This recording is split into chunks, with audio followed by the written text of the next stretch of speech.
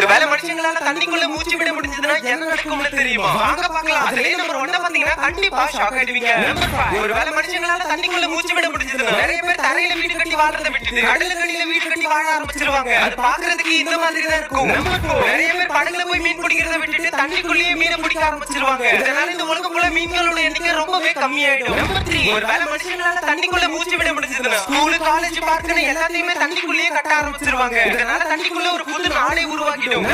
நிறைய பேர் கடலுக்கடியில வாழ ஆரம்பிச்சிட்டாங்கன்னா கடலுக்குள்ள குப்பைகளோட எண்ணிக்கை ரொம்பவே அதிகமாயிடும். எங்க பார்த்தாலும் பிளாஸ்டிக் கவர்களா மிதந்துகிட்டு இருக்கும். ரொம்பவே வித்தியாசமான நம்பர் 1ங்கிறத பார்க்கறதுக்கு முன்னாடி உங்களுக்கு தண்ணிக்கடியில ஸ்விம் பண்றது ரொம்பவே பிடிக்கும். இந்த வீடியோ லைக் பண்ணி கமெண்ட்ல ஒரு ரெட் ஹார்ட் போடுங்க. அட நீ வரையப்ப எனக்கு நீச்சல் அடிக்க தெரியாதுன்னு சொல்றீங்க. நம்ம சேனலை சப்ஸ்கிரைப் பண்ணி கமெண்ட்ல ஒரு ப்ளூ ஹார்ட் போடுங்க. பார்க்கலாம் எத்தனை பேர் கமெண்ட் பண்றீங்க. நம்பர் 1 ஒருவேளை மனுஷங்களால தண்ணிக்குள்ள மூச்சு விட முடிஞ்சதுன்னா நிறைய பேர் மீன்களை தண்ணிக்குள்ளேயே பெட்டா வளர்க்க ஆரம்பிப்பாங்க. ரொம்பவே வித்தியாசமா இருக்கிற மீன்களை இரும்பு கூண்டுக்குள்ள அடைச்சு கடலுக்குள்ளேயே ஒரு